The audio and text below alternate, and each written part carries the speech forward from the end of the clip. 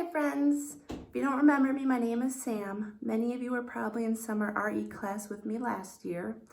This year's a bit different. We can't get together. We gotta stay safe and healthy.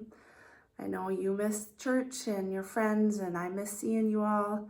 It's a lot easier to have a class with you guys in person, but hopefully this is a way we can all learn and have activities, do some fun things. It's just more with your family than us as a class. Last week, Amy talked about chalices, and hopefully you were able to make a paper one or try some of the other activities. This week, we're going to start talking about the Unitarian Universalist principles and why we have them, and focusing on the first one. So you've probably heard of the 7 UU principles. Why we have them is because when the Unitarian Universalist Church came together, there was Unitarian and there was Universalist, and they merged and combined. They became the UU Church, the Unitarian Universalist Church. And when they combined, they needed to have a statement that said what they stood for and why they were a church, because many UUs, as you might know, believe in a lot of different things. And we wanted to say what was the common things that most of us believed in and why we're UUs.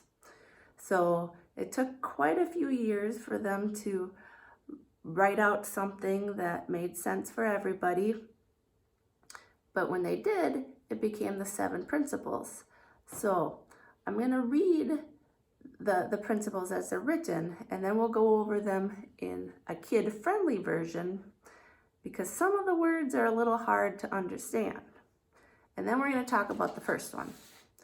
So, the Unitarian Universalist principles.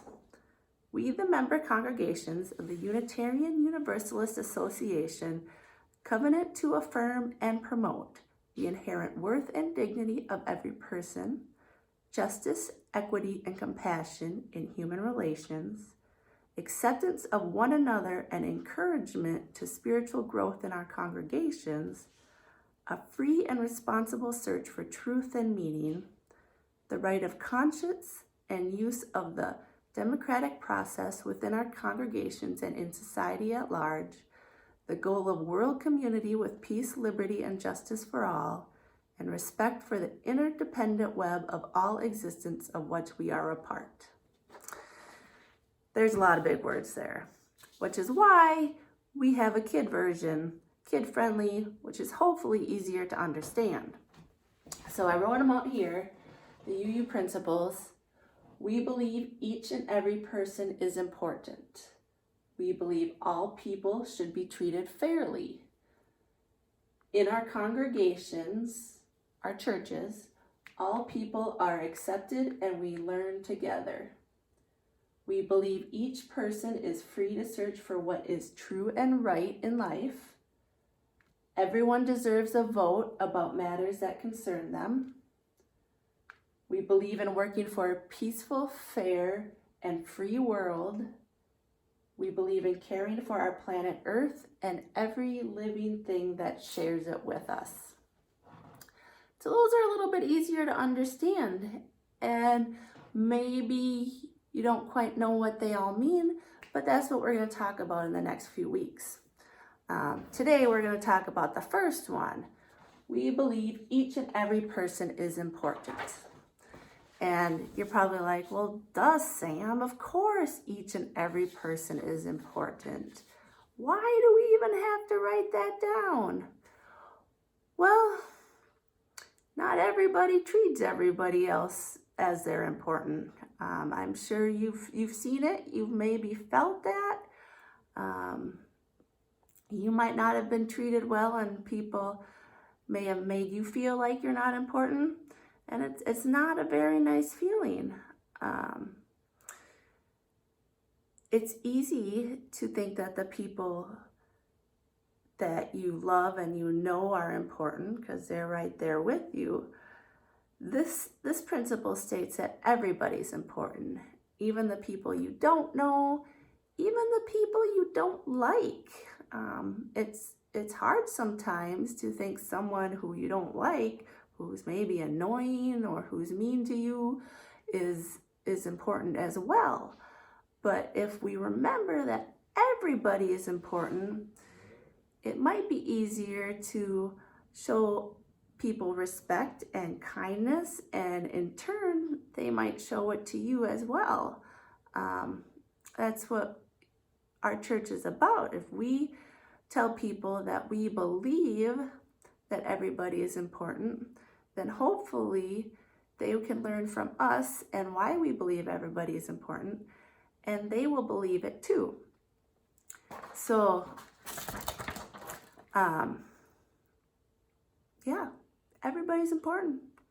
No matter what you look like, where you come from, whether you're a girl or a boy, how much money you make, what job you hold, if you have a nice home, if you don't have a home, how old you are, how young you are, what you believe, who you love.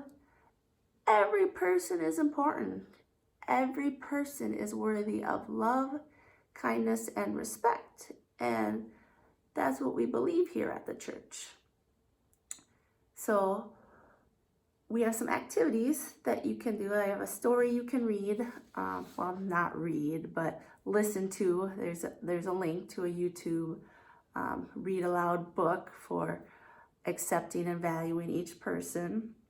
Then there's a couple activities you can do with your family. There's some art activities you could print out and try to do together.